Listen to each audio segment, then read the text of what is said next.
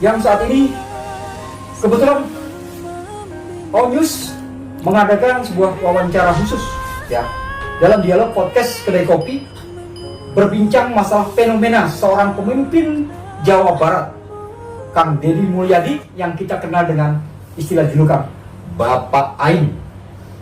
Fenomena Deddy Mulyadi, sosok seorang gubernur yang sangat dekat sekali dengan masyarakat, dengan gaya-gaya kepemimpinannya dia, dengan gaya-gaya karakter dia, dengan gaya-gaya humanisnya dia ketika menghadapi permasalahan yang ada di masyarakat, seperti itu.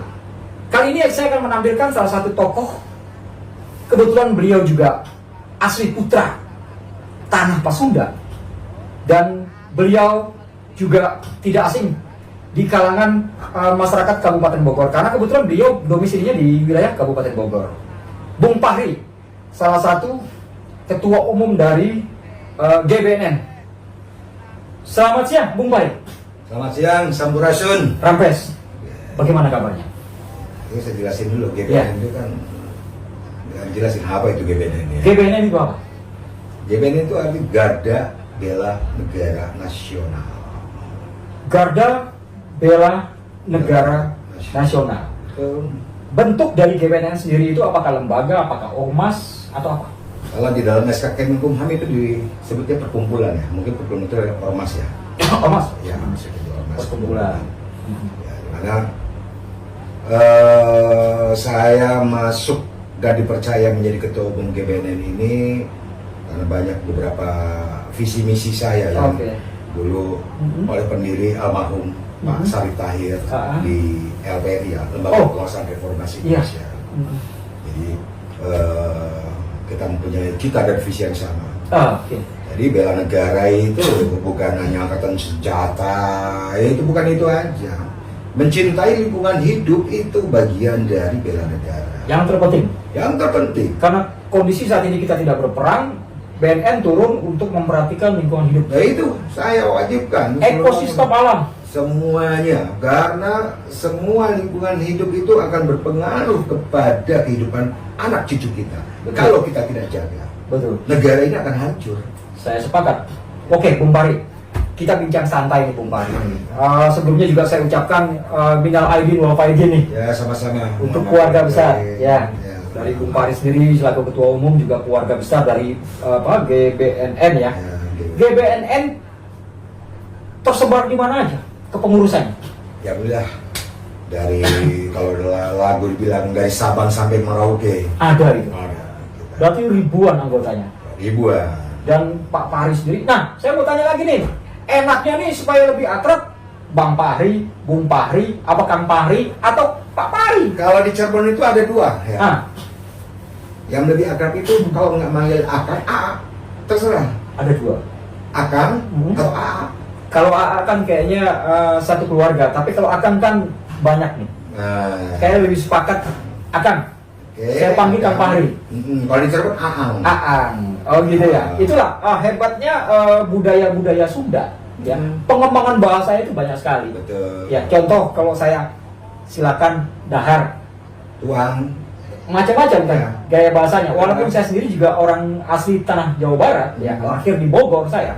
Cuman karena lingkungannya saya tidak lama di Bogor, saya lebih banyak di Jakarta. Jadi penguasaan bahasa daerah seperti bahasa Sunda tuh sedikit-sedikit lah. Nyaho, kan begitu. Sotik nyaho, orang teh. Tapi ironisnya gini Kang. Kita sebelum mulai saya berbahas tentang lingkungan hidup ya. Saya bicara dengan tataran Sunda ya. Tataran Sunda. Ya, bahasa orang Sunda gitu. Ya. Jujur, kadang-kadang saya bingung gitu. Ada orang tinggal di Depok atau di Bojonggede. Saya tanya asli dari mana? Betawi banyak. Betawi. Padahal udah jelas Depok, Bogor itu Jawa Barat. Jawa Barat. Mana? Nah itu ya. Jadi pengakuan domisili sebetulnya penting. Mereka tinggal di sini, Bogor, Jawa Barat. Iya. Depok masih administratif di bawah provinsi Jawa Barat. Betul. Jadi bukan di Jakarta. Bukan. Tidak tepat. Dan ironisnya kan bahasa Sunda aja udah pada nggak hafal. Betul. Aduh, saya kadang-kadang ngeliat ini orang Jawa Barat ya, Jawa Barat itu kan kita luas ya, tapi setidak-tidaknya paham lah apa yang diutarakan orang Jawa dan kalau perlu dijaga itu.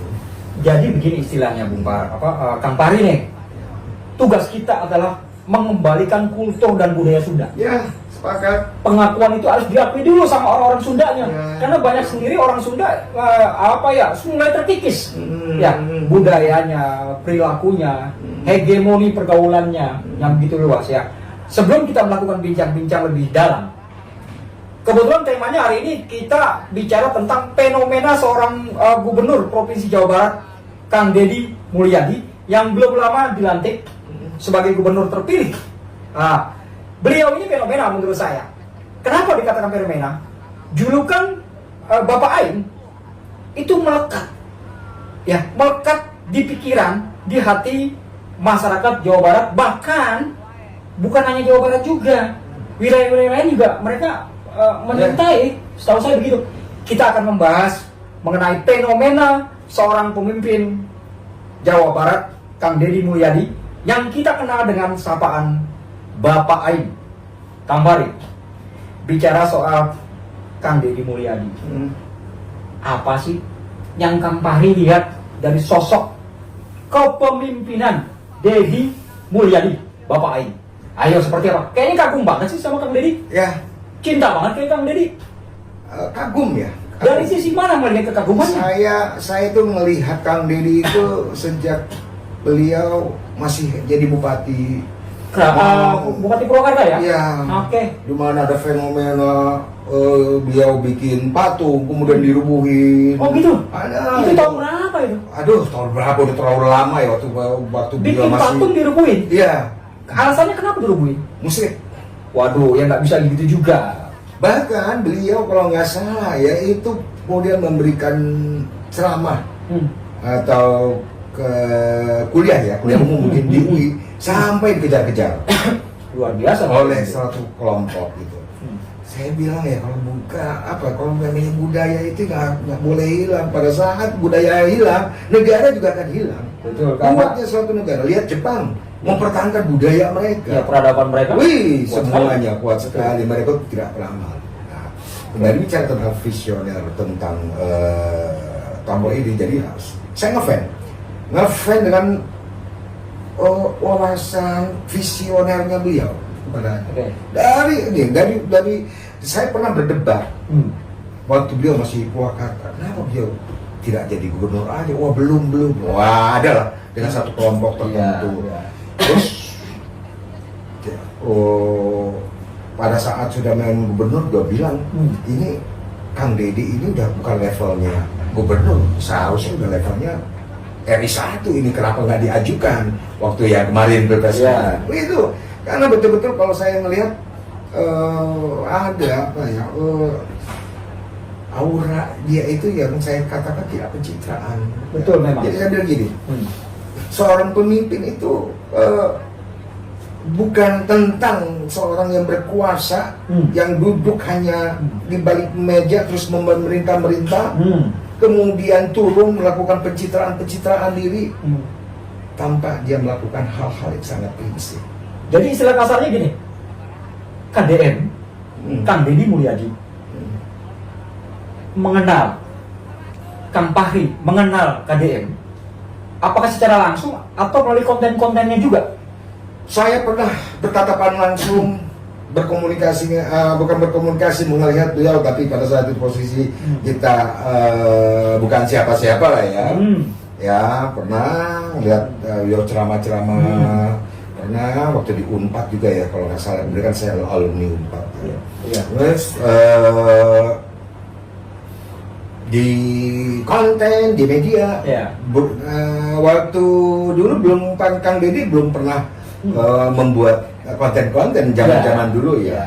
Saya selalu membaca dari berita-berita, artikel berita. Ya kalau bicara tentang artikel berita artinya bagi saya jurnalis ya berarti udah terpercaya ya. Apa yang dilakukannya. Nah, baru saat ini Kang Deddy kan selalu membuat konten-konten, gitu ya, konten YouTube ya, konten YouTube, Facebook, ya. Dan kalau saya ini mohon maaf, Kang Fahri, kontennya Deddy Mulyadi ini kalau saya lihat ya, saya juga sering ya melihat beberapa konten beliau. Bahkan saya sendiri yang mengagumi ya ketulusan beliau dalam konten ya, berbicara tentang kehidupan sehari-hari masyarakat ya. Di mana sosial ya, kegiatan-kegiatan sosial saat ini yang sudah ada yang beliau lakukan di konten itu sangat menyentuh ya. Saya sendiri terus terang Bung Fahri, saya meskipun sebagai seorang jurnalis ya, belum pernah meneteskan air mata ya ketika saya melihat rekam jejak seorang pemimpin, baik presiden kek, gubernur kek, menteri kek, bupati kek, wali kota dan sebagainya, pejabat publik ya. Tapi ketika saya mempelajari, melihat dengan hati kecil saya, nurani saya, mengikuti konten-kontennya Kang Deddy Mulyadi, saya sempat menangis karena ada ketulusan di situ. Ya.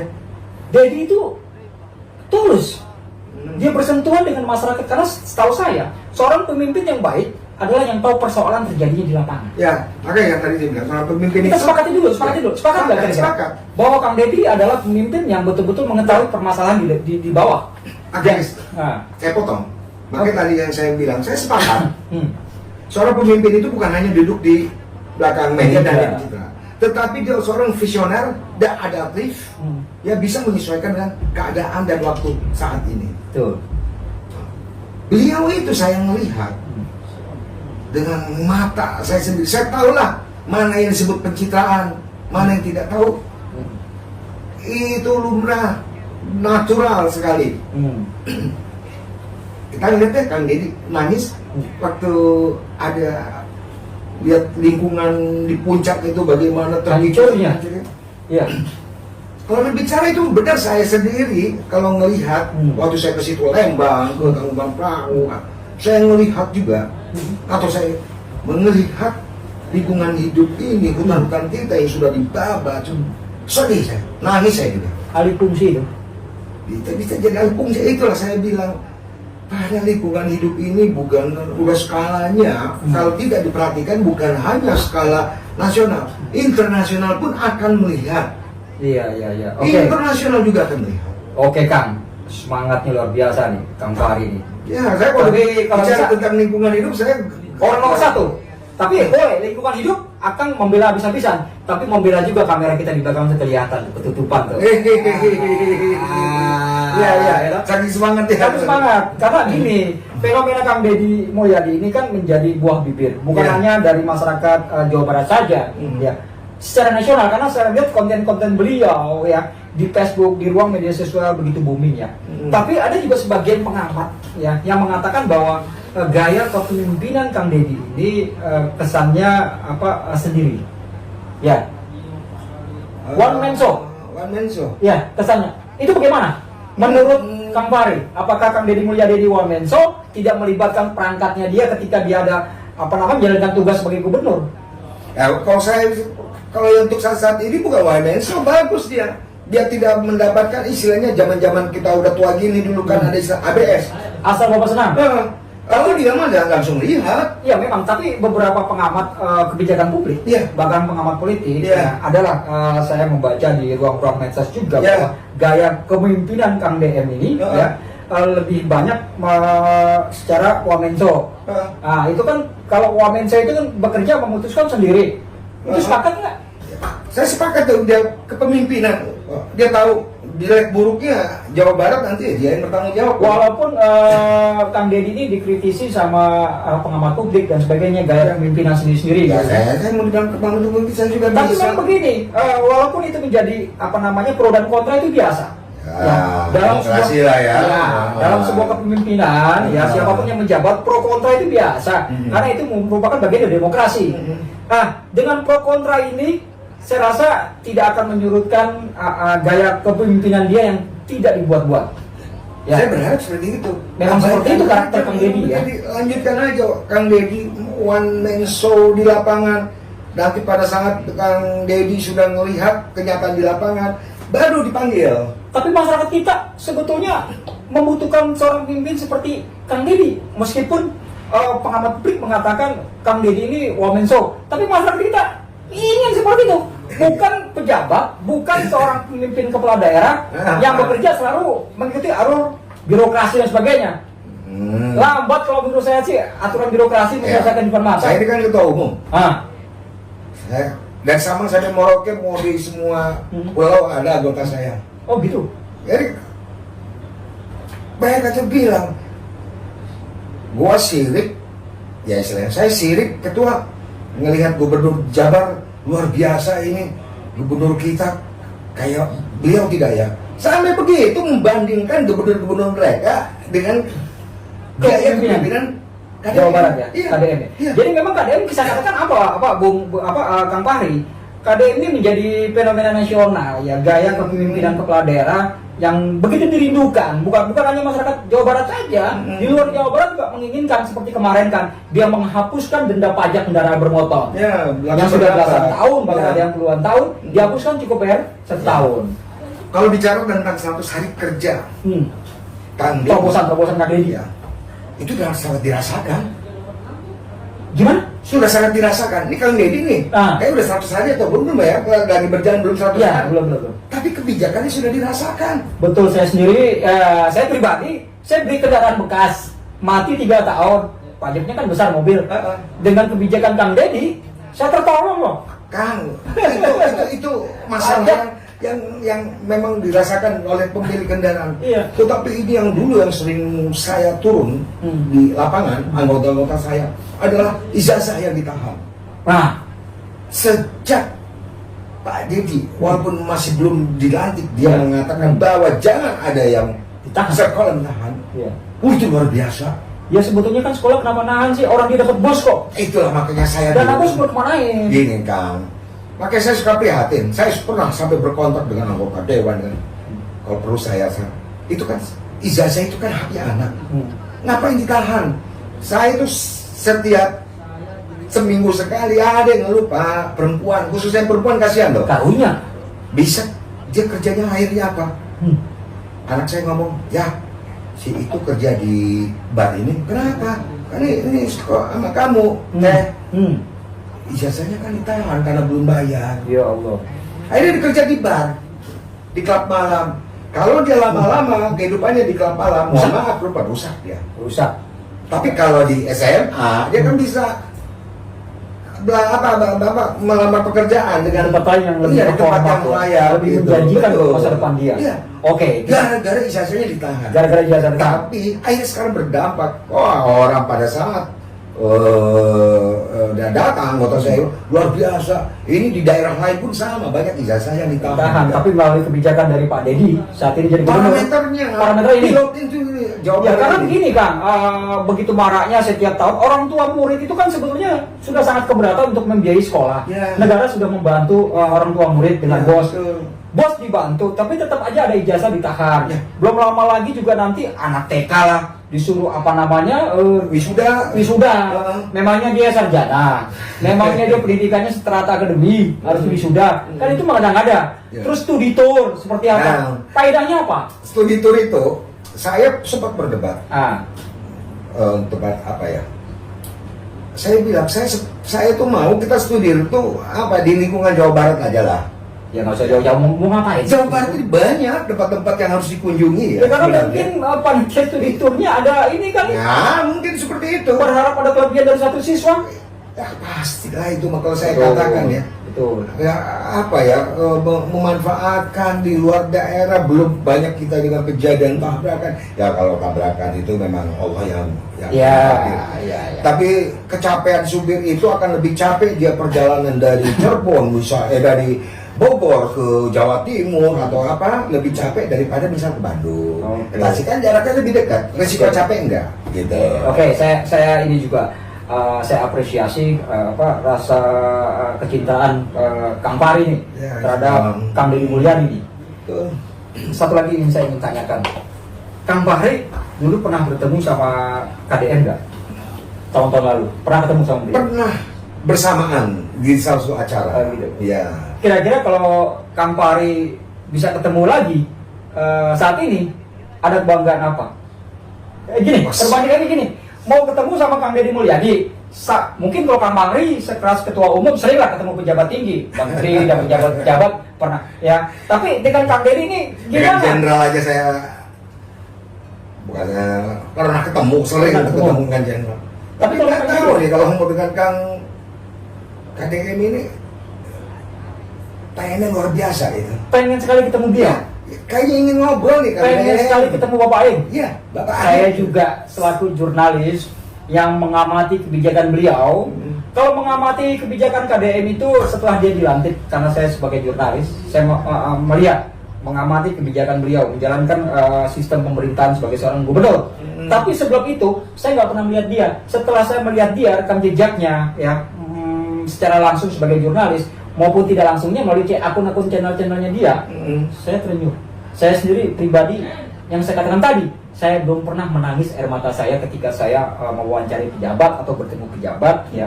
Tapi ketika saya melihat ada sosok KDM turun ke lapangan, saya sempat menangis karena beliau itu tahu permasalahan di masyarakat. Banyak akun-akun channelnya yang saya pelajari, yang saya saksikan, itu batin saya terenyuh. Jujur, saya tuh sedikit banyak terpengaruh dengan konten beliau, sedikit banyak. Yang tadinya saya jarang bersosialisasi, maksudnya ya berbagilah sama masyarakat, walaupun gaji saya seorang jurnalis kecil, tapi dengan konten-konten dia, saya terpengaruh, saya sedikit-sedikit mau berbagi juga. Jadi inilah dampak konten yang dibuat oleh seorang KDM, Bapak Aing, itu ternyata saya mengikuti, walaupun saya tidak sebanyak uang beliau, tapi saya berbagi lah. Ya ada uang saya di dompet, umpamanya ada 20.000, seorang 10.000. Ya, saya ingat, jadi tadinya saya tuh jarang loh bersedekah, tapi melihat konten beliau saya terpancing gitu. Betul. Itu bagaimana di mata Kang Fahri ke depannya? KDM ini seperti apa? Saya lihat beliau itu memang sesuai dengan harapan saya, adanya seorang pemimpin bagaimana ya, sangat-sangat ini. Jadi saya berharap nanti kalau namanya KDM, silakan lanjutkan perjuangan KDM dengan gaya yang style. Saya siap pasang badan untuk membantu KDM. Luar biasa ya. Untuk visi misinya yang sesuai dengan visi misi saya, khususnya lingkungan hidup dan budaya. Itu yang disampaikan sama Kang Fahri untuk KDM ya. Saya akan backup kalaupun saya kritisi. Kapan kira-kira kepengen ketemu sama KDM nih Kang? Nanti saya suruh minta tolong nih anggota saya. Sangat kepengen Ya. banget ya ketemu ya. Ya. Begitu cintanya ya. Orang-orang ketemu bukannya pengen ke si aksi GACB mah udah gampang, linknya ke KDM dulu deh. Fenomenal. Auranya memang Kang Deddy Mulyadi Bapak ini luar biasa nih. Ya, sampai fans clubnya kalau nggak salah tuh di Bogor kayaknya ada komunitas fans club Kang Deddy Mulyadi nih. Saya juga nanti akan bicara dengan ketua umumnya fans club nih. Mudah-mudahan dia bisa hadir nih ke KDM ya. Ingin menyampaikan keinginannya untuk membuat suatu komunitas cinta Kang Deddy. Cintanya apa? Karena memang gaya kepemimpinan beliau sosial, humanis. Yang terpenting adalah gercep. Set. Kang Deddy turun di lapangan, terjadi permasalahan di lapangan, dia cepat mengatasi.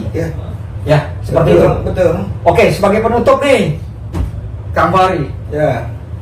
Rencana ke depan program kerja dari GBNN, apakah nanti akan juga bersinergi dengan tentunya Gubernur Jawa Barat khususnya menyikapi persoalan-persoalan alih fungsi tanah dan sebagainya, ya, menjaga lingkungan hidup, seperti apa sih ke depannya rencananya? Saya berharap apabila nanti saya bisa bertemu dengan Kang Deddy, hasil dari masukan rapat di di organisasi, dan background saya memang juga orang pencinta alam. Iya, kepala ya. Fokus kegiatan yang saya ingin sinergiskan dengan Kang Deddy ini dua apa itu? Tentang budaya, dengan lingkungan hidup. Ada sih poin-poin tertentu, tapi itu mungkin hanya sebagai support yang dukungan umum aja ya. Tentang Kang Deddy, ayo lebih gesit. Ada di tiga pilar nih, sosial, kesehatan, pendidikan, itu juga itu penting ya. Oke, sebelum penutup nih, Kang Fahri, sebelum ditutup, Minum dulu, haus tuh kan. Iya, Saya haus, diminum nih. Oke, Kebetulan di makasih. studio kedai kopi cuma ada air, teh. Ada tuh makanan juga. Ada makanan. Kalau itu sesi kedua. Itu sesi kedua. Baik. Bukan endorse itu. Nanti kalau saya taruh di sini endorse lagi. Gitu. Oke, kita minum dulu sebentar. Alhamdulillah. Jadi pemirsa, Kang Fahri, seorang ketua umum dari GBNN, ya, anggotanya itu tersebar dari Sabang sampai Merauke karena memang GBNN ini ormas yang menyebar. Basisnya dari GBNN memang memperhatikan tentang lingkungan hidup, ekosistem alam, ya, sosialis, ya, bencanaan. GBNN selalu hadir seperti itu.